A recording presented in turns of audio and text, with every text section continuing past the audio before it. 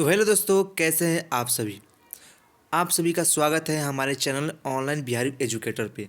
दोस्तों, आजकल हम लोग बेसिकली हिस्ट्री चैप्टर 1 जो आपका हड़प्पा सभ्यता है, हिस्ट्री का प्रथम बुक है, उसके पहले चैप्टर हड़प्पा सभ्यता ईंट मनके तथा हस्तिया से लगभग जो है 45 क्वेश्चन देखेंगे। और इस क्वेश्चन में से लगभग 5-6 क्वेश्चन आपके आने वाले 2025 के बोर्ड एग्जाम में निश्चित रूप से ही पूछे जाएंगे। तो यह वीडियो जो है बिहार बोर्ड के सभी छात्रों के लिए बहुत ज़्यादा उपयोगी और बहुत ही अच्छा साबित होने वाला है। तो वीडियो को बहुत अच्छी तरीके से देखें और सभी जितने भी प्रश्न मैं कराने वाला हूँ पहले अपने सभी प्रश्न का उत्तर अपने मन में दें, फिर बाद में देखें क्या सही है और क्या गलत है। और फिर इसको जो है अगर आपको मालूम नहीं है तो आप अपने कॉपी में जो है शॉर्ट में इसको बना करके जो है उसको शॉर्ट नोट्स की तरह बना करके लिखे। ठीक है, आप समझ गए होंगे। इसके अलावा मैं एक प्रश्न से जो है बहुत सारे प्रश्नों को बताने का काम करूंगा, यानी कि एक प्रश्न को सिर्फ ए बी करके नहीं चलना है, बल्कि हर एक टॉपिक को छूना है और चारों ऑप्शन को समझते चलना है। तो चलिए दोस्तों शुरू करते हैं। देखा जाए पहला क्वेश्चन की बात किया जाए तो पहला क्वेश्चन ये कह रहा है कि सिंधु घाटी के निवासियों को किस धातु का ज्ञान नहीं था। तो बात किया जाए तो सिंधु घाटी के लोग सोना के बारे में जानते थे, चांदी के बारे में भी जानते थे, तांबा के बारे में भी जानते थे, क्योंकि तांबा से ही उनका विकास हुआ था, क्योंकि तांबा और टीना को मिलाकर जो है वो कांसा बनाते थे। और इसी कारण जो है सिंधु घाटी इतना ऊंच स्तर पर पहुंचे थे। तो तांबा तो होगा ही, तांबा से ही कांसा बनता था और इसी कारण जो है कांसा बनाने की विधि जान गए थे। इसी कारण हड़प्पा सभ्यता को हम कांस्य युग की सभ्यता भी कहते हैं। ठीक है, समझ गए। और तीसरा जो है सी नंबर ऑप्शन में लोहा, तो बिल्कुल इसका सही हो जाए आंसर हो जाएगा क्या, तो आंसर आपका सही हो जाएगा लोहा। यानी कि सिंधु घाटी के सभ्यता के जो लोग थे वो लोहा के बारे में नहीं जानते थे। तो चलती है अब हम आगे चलते हैं। आगे क्वेश्चन कर रहा है हड़प्पा सभ्यता के लोग उपासना करते थे। यानी कि हड़प्पा सभ्यता के धार्मिक चीज़ों को बारे में जब आप पढ़ोगे, बुक में भी पढ़े होगे या जहाँ भी पढ़े होगे, तो प्रश्न पूछ रहा है हड़प्पा सभ्यता के लोग किसकी उपासना करते थे, किसकी पूजा करते थे। पहला है विष्णु की, दूसरा है वरुण की, तीसरा है मातृ देवी की और चौथा है इंद्र की। तो दोस्तों अगर देखा जाए तो वे लोग ना ही विष्णु की पूजा करते थे, ना ही वरुण की पूजा करते थे और ना ही इंद्र की। वे लोग ऑप्शन नंबर सी मातृ देवी की पूजा करते थे। ठीक है, कि प्राकृतिक पूजक थे, मातृ देवी की वे लोग जो है पूजा करने का कार्य करते थे। तो इसका आंसर हो जाएगा मातृ देवी की। हड़प्पा सभ्यता के लोग जो है मातृ देवी की पूजा करते थे। इसके अलावा प्रकृति का भी पूजा करते थे। ठीक है, नेक्स्ट क्वेश्चन देखेंगे। नेक्स्ट क्वेश्चन है हड़प्पा सभ्यता का स्वरूप क्या था, यानी कि किस स्वरूप का वह सभ्यता था। पहला क्वेश्चन है ग्रामीण सभ्यता था, क्या वो जो है वहाँ के जो घर बने हुए थे वो ग्रामीण टाइप के थे, क्या वह गांव था, या फिर शहरी सभ्यता था। ऑप्शन बी कह रहा है। सी कह रहा है भोजन संग्राहक सभ्यता था और डी कह रहा है कबीलाई सभ्यता था। तो दोस्तों इसका सही आंसर जो हो जाएगा वो हो जाएगा शहरी सभ्यता था, क्योंकि शहर जैसे यहाँ का लोग का रहन सहन था, ग्रामीण तो था नहीं, क्योंकि ग्रामीण से बहुत ज़्यादा आगे बढ़ गए थे ये लोग। उसके अलावा भोजन संग्राहक सभ्यता नहीं था, नहीं भैया, ये लोग सब संग्रह करते थे, भोजन संग्रह अनागार मिला हुआ है, लेकिन इनका तरीका अलग था। डी नंबर कह रहा है कबीलाई सभ्यता था, नहीं कबीला तो नहीं बनाते थे ये लोग, जो है आराम से एकदम नगर बसाए हुए थे, एकदम शांतिपूर्वक रहते थे, तो कबीलाई भी नहीं होगा। ऑप्शन नंबर सी आपका सही आंसर हो जाएगा। 4 नंबर क्वेश्चन कर रहा है हड़प्पा सभ्यता की मुहरें किस चीज़ की बनी है। तो दोस्तों आप सभी जानते हैं कि हड़प्पा सभ्यता की सबसे कोई विशिष्ट वस्तु मिली है तो वो क्या है, तो वो है मुहरे। ठीक है, मुहरे से प्रश्न तो हर साल आते ही आते हैं। ठीक है, तो प्रश्न ये कह रहा है कि हड़प्पा सभ्यता की मुहरें किस चीज़ की बनी होती थी। लोहे की? बिल्कुल नहीं। तांबे की? बिल्कुल नहीं। कांसे की? बिल्कुल नहीं। सेल खड़ी नमक पत्थर की बनी होती थी। किस चीज़ की? तो भैया सेल खड़ी नमक पत्थर की हड़प्पा सभ्यता की मुहरें बनी होती थी। नेक्स्ट 5वां प्रश्न ये कह रहा है हड़प्पा सभ्यता किस युग की सभ्यता है। तो मैंने पहले ही बताया कि वह कांस्य युग की सभ्यता है। कांस्य युग की सभ्यता क्यों है, क्योंकि तांबा, कांसा के बारे में आप जानते होंगे कि तांबा और टीन को जब हम मिलाते हैं तो बनता है एक नया मिश्रित धातु जिसे हम बोलते हैं कांसा। और ये कांसा बहुत ज़्यादा मजबूत होता है और इसी कांसा के दम पर जो हड़प्पा सभ्यता का विकास हुआ था। नहीं, हड़प्पा सभ्यता में बहुत सारी चीज़ें बने थे कांसा के चलते ही, इसलिए इसे कांस्य युग की सभ्यता कहते हैं। ठीक है, समझ गए होंगे किस प्रकार कहते हैं इसको, कांस्य युग की सभ्यता क्यों कहते हैं, ये भी आप अच्छे से लिख सकते हैं। नेक्स्ट है 6 नंबर प्रश्न, हड़प्पा किस नदी के किनारे स्थित है। दोस्तों हड़प्पा की बात किया जाए तो हड़प्पा जो है वो है रावी नदी के किनारे स्थित। कहाँ है? रावी नदी के किनारे स्थित। सिंधु नदी की बात करें तो यहाँ पे जो है मोहनजोदड़ो, ठीक है, मोहनजोदड़ो, चन्हूदड़ो, ये दोनों जो है सिंधु नदी के किनारे स्थित है। तो आपको याद रखना है सिंधु नदी किनारे स्थित, मोहनजोदड़ो और चन्हूदड़ो सिंधु नदी किनारे स्थित है और हड़प्पा रावी नदी के किनारे स्थित है। नेक्स्ट क्वेश्चन है 7 नंबर, बनावली किस राज्य में स्थित है? तो बनावली की बात किया जाए तो बनावली जो है हरियाणा में स्थित है। कहाँ है? हरियाणा में। यह हरियाणा में स्थित है, हरियाणा में। नेक्स्ट है लोथल किस नदी के किनारे स्थित है? तो दोस्तों लोथल जो है ना ये गुजरात में है। कहाँ है? गुजरात में। लोथल नामक स्थान गुजरात में है और यह जो है भोगवा नदी के किनारे स्थित है। भोगवा नदी के किनारे स्थित है। 8 नंबर प्रश्न, हड़प्पा सभ्यता का सबसे बड़ा नगर कौन है?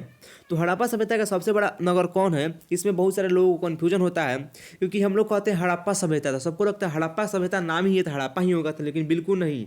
हड़प्पा सभ्यता नहीं बल्कि मोहनजोदड़ो। कौन सा? मोहनजोदड़ो था वो सबसे बड़ा शहर, सबसे बड़ा नगर। हड़प्पा सभ्यता का सबसे विकसित नगर भी मोहनजोदड़ो ही था। हाँ, हड़प्पा सभ्यता की जुड़वा राजधानी मोहनजोदड़ो और हड़प्पा दोनों ही थी। इस प्रकार से आपको याद रखना है। नेक्स्ट क्वेश्चन देखते हैं 10 नंबर, हड़प्पा सभ्यता की सर्वप्रथम खोज किसने की थी? दोस्तों हड़प्पा सभ्यता की सर्वप्रथम खोज की बात किया जाए तो इसमें अगर देखा जाए तो सर्वप्रथम खोज हड़प्पा सभ्यता की बात की जा रही है। यहाँ पे हड़प्पा की बात नहीं की जा रही है, पूरे सभ्यता की बात किया जा रहा है। तो इस पर सबसे पहले अगर देखा जाए किसी ने सबसे पहले खोज करने का दावा किया था तो वो थे Alexander Cunningham. Alexander Cunningham.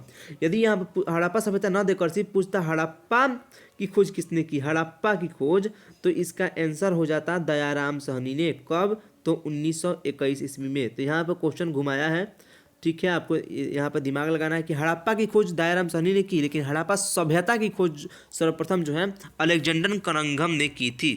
11 number प्रश्न, हड़प्पा सांस्कृतिक आधारित थी, तो इसका आंसर की बात किया जाए इसमें बहुत ज़्यादा कन्फ्यूजन है। यहाँ दो चीज़ में कन्फ्यूजन होता है क्योंकि व्यापार भी बहुत ज़्यादा था, यहाँ पर कृषि बहुत ज़्यादा अधिक था, ठीक है, पशुपालन भी था, शिकार भी था, लेकिन संस्कृति किस पर आधारित थी? तो आप अगर पढ़ोगे ना तो सबसे ज़्यादा यहाँ क्या होता था? सबसे ज़्यादा व्यापार होता था, ठीक है। इन लोगों का व्यापार जो है वो ईरान, मेसोपोटामिया, अफगानिस्तान यहाँ तक होता था। तो सभ्यता जो है व्यापार पर ही आधारित था। चूंकि शहरी सभ्यता था, शहर में क्या होता है? व्यापार ही होता है। तो कृषि गलती से भी मत बनना क्योंकि शहरी सभ्यता था तो यहाँ पे जो है व्यापार ही होगा। नेक्स्ट है हड़प्पा सभ्यता की सबसे महत्वपूर्ण विशेषता थी। तो सबसे महत्वपूर्ण विशेषता की बात किया जाए तो वहाँ के नगर योजना थी। जिस प्रकार से वहाँ के नगरों को बनाया गया था वही सबसे ज़्यादा विशेषता यहाँ की थी, ठीक है। व्यापार भी था विशेषता, कला भी था, पशुपालन भी था, लेकिन सबसे बड़ी विशेषता, सबसे महत्वपूर्ण विशेषता की बात की जा रहा है जो कि नगर नियोजन था। इस प्रकार से वहाँ नगरों को बसाया गया था जो कि विश्व की कहीं भी सभ्यता में नहीं मिलता है। नेक्स्ट है 13 नंबर प्रश्न, हड़प्पा सभ्यता का प्रशासन था, राजतंत्र था, लोकतंत्र था, नगर पालिका था या गणतंत्रात्मक था?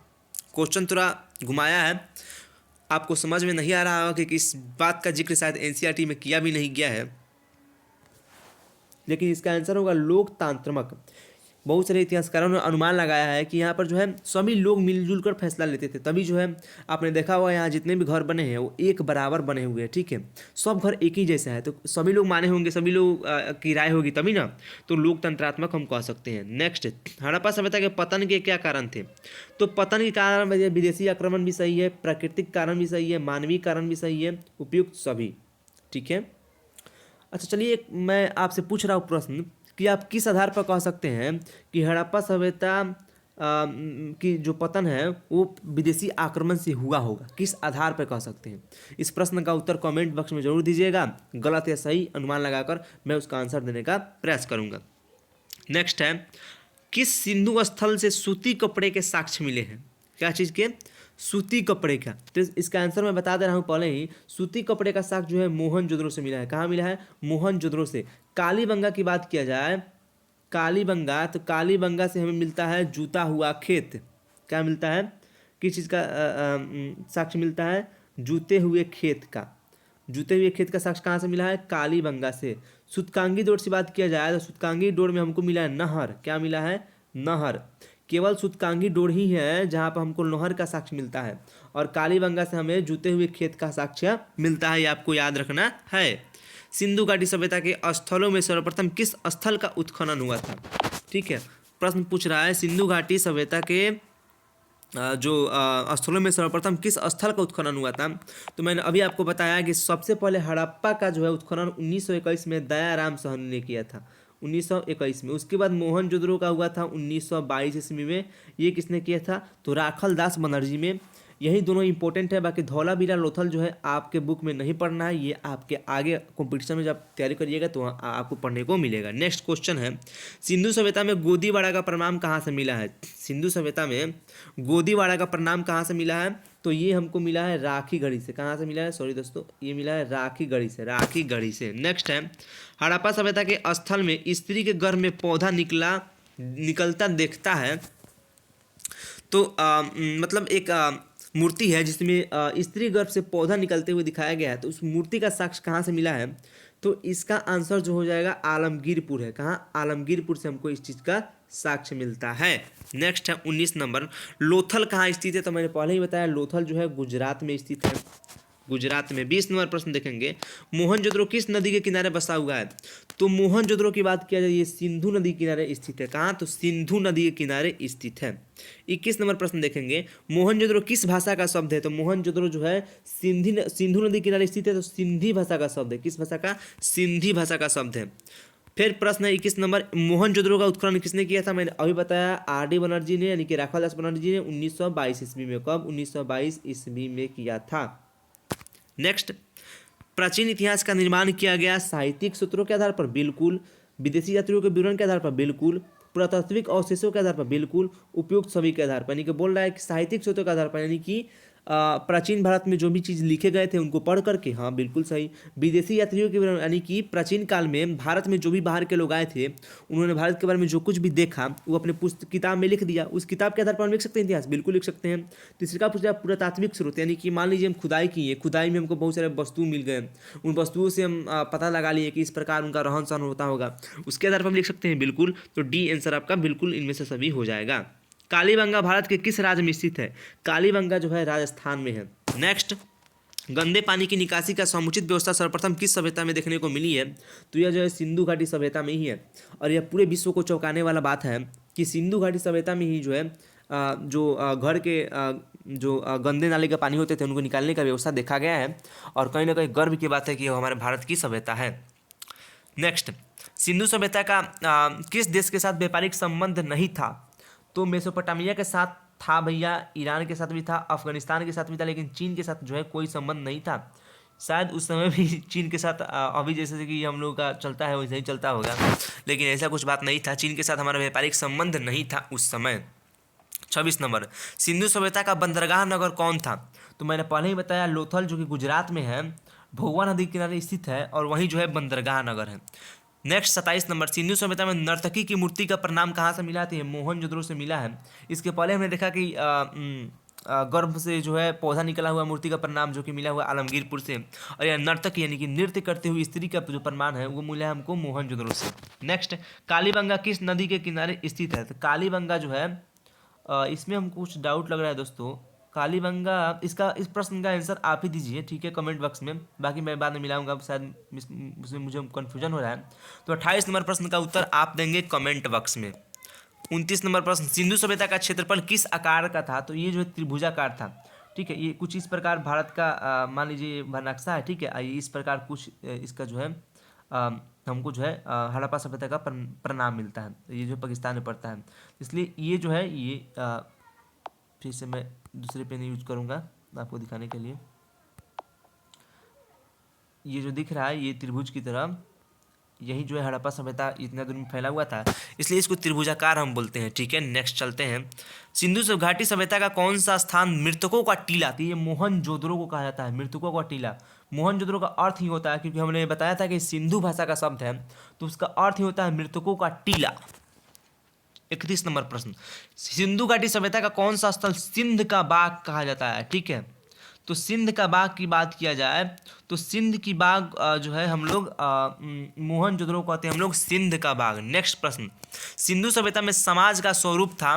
तो समाज का स्वरूप की बात किया जाए तो वो मातृसमात्मक था, क्योंकि मातृ देवी का पूजा होता था, माताओं को ज़्यादा महत्व था, इसलिए सतात्मक। ठीक है, सतात्मक मतलब क्या होता है, जहाँ माताओं को ज़्यादा महत्व दिया जाए।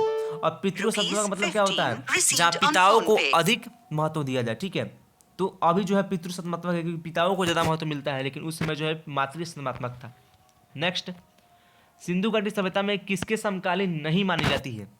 तो इसमें से जो है चीन की सभ्यता थी, मिस्र की सभ्यता थी, मेसोपोटामिया की सभ्यता भी थी, लेकिन क्रीट की सभ्यता भी नहीं थी। तो आप कहिएगा कि आपको कैसे पता चल गया, इन सभी तीनों की सभ्यताओं में था लेकिन क्रीट में नहीं था। तो भैया जो हमारे देश का जितने सारे वस्तु मिले हैं, मान लीजिए ये भारत है, ये जो है चीन, ये मिस्र, ये मेसोपोटामिया, ये हड़प्पा सभ्यता है। ठीक है, ये चीन की सभ्यता, मिस्र की सभ्यता और ये मेसोपोटामिया की सभ्यता। मान लीजिए यहाँ पर कोई हमको जब खुदाई के दौरान हमको यहाँ से मिला मुहर, क्या मुहर, जो कि हमारे देश में बनता था। ठीक है, लेकिन यही मुहर जो है सेम टू सेम मुहर जो है हमको इन तीनों जगह से मिल गया। इसका मतलब क्या कि इनका संबंध जो था इनसे था, और ये जो है इनके समकालीन था, एक ही समय का बात था। तो अभी तो यहाँ का मुहर यहाँ गया था, व्यापार के दौरान गया होगा या किसी भी तरह गया होगा, यहाँ का मुहर यहाँ कैसे गया, यानी कि इन तीनों के समकालीन था।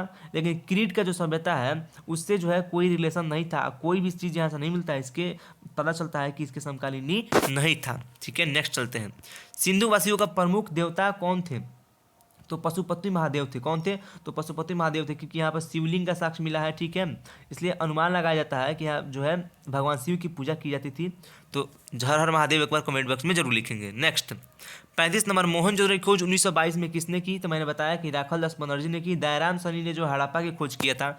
रंगनाथ राव ने रंगपुर का खोज किया था, रंगपुर जो कि हरियाणा में पड़ता है। ठीक है, ये आपको समझ में नहीं आ रहा होगा क्योंकि ये नेक्स्ट लेवल का है, तो वो सिर्फ आपको याद रखना है क्योंकि कंपटीशन में पढ़ना है। नेक्स्ट, राय बहादुर दयाराम साहनी ने कहाँ उत्खनन कराया था। तो वही राय बहादुर हम भूल जाइए, यहाँ दयाराम साहनी वही बोल रहा है, तो ये हड़प्पा में कराए हुए थे। ठीक है, नेक्स्ट, किस स्थान से शतरंज की खेल की तरफ प्रमाण प्राप्त हुए हैं।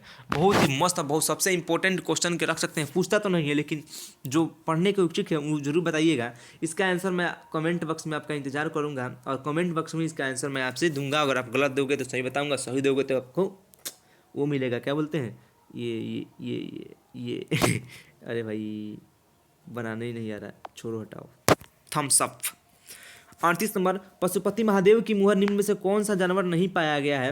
तो उनमें जो है मेरे ख्याल से भैंस नहीं पाया गया है। कौन सा नहीं पाया गया मेरे भैया, भैंस नहीं पाया गया है। हाथी, बाघ, शेर तीनों पाया गया है, लेकिन भैंस जो है नहीं पाया गया है। नेक्स्ट, राखल दास बनर्जी ने मोहनजोदड़ो के अवशेष किस वर्ष मिले। तो वही प्रश्न घुमा कर पूछिए। 1922 ईस्वी में जो है वो जो है मोहनजोदड़ो के खुदाई किए थे। कौन, तो आर.डी. बनर्जी यानी कि राखल दास बनर्जी। 40 नंबर, हल के जूते हुए साक्ष्य कहाँ मिले। हल से जूते हुए साक्ष्य जो है कालीबंगा से मिला हुआ है। कहाँ से, कालीबंगा से। सिंधु घाटी सभ्यता की जुड़वा राजधानी थी, तो मैंने पहले ही बताया कि वो था हड़प्पा और मोहनजोदड़ो, हड़प्पा और मोहनजोदड़ो। नेक्स्ट है, सिंधु घाटी सभ्यता में विशाल स्नानागार के अवशेष कहाँ मिले हैं। तो विशाल स्नानागार के अवशेष की बात किया जाए तो वो मिलता है हमको मोहनजोदड़ो से। कहाँ से, तो मोहनजोदड़ो से। नेक्स्ट है, किस सिंधु स्थल में महिला और पुरुष को एक साथ दफनाया गया है। ठीक है, तो ये शायद मेरे ख्याल से रोपड़ था, हाँ रोपड़ ही था। नेक्स्ट है, और ये लास्ट क्वेश्चन है, सिंधु सभ्यता का क्षेत्रफल किस आकार का था। तो वो था त्रिभुजाकार। ये डबल 2 बार क्वेश्चन पूछ दिया है कि पहले ही इसको हम सॉल्व कर चुके हैं। चलिए दोस्तों, आपको एक फैक्ट बताते हैं। ठीक है, कुछ इम्पोर्टेंट चीज़। दोस्तों, क्या आप बता सकते हैं सभ्यता कहते किसे हैं, बता सकते हैं। तो दोस्तों, सभ्यता उस चीज़ को कहते हैं जब लोग जो है सभ्य तरीके से रहने लगते हैं। आज से 6000-7000 वर्ष पहले जो है लोग जो है आदि मानव थे। उन्हें सिर्फ खाने और पीने से मतलब होता था। आते थे, घूमते थे, शिकार करते थे, खाते थे, सो जाते थे। लेकिन 5000 वर्ष पहले भारत में जो है एक ऐसे सभ्यता का विकास हुआ, नहीं कि लोग जो है सभ्य तरीके से रहने लगे। उन्होंने जो है घर बनाया, बहुत अच्छे तरीके से घर बनाया, खाने पीने का व्यवस्था किया, नालों का व्यवस्था किया, सड़कें भी बना ली, इतने मतलब ऊंचे स्तर पर पहुंच गए। और रहने लगे, आराम से ज़िंदगी व्यतीत करने लगे, जिससे सभ्य तरीके से वो रहने लगे, आदि मानव वाली ज़िंदगी को छोड़कर। उसी को बोलते हैं सभ्यता।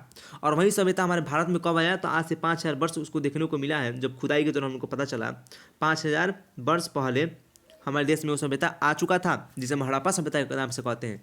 लेकिन कुछ दिनों बाद यह सभ्यता जो है किसी कारणवश जो है खत्म हो जाता है।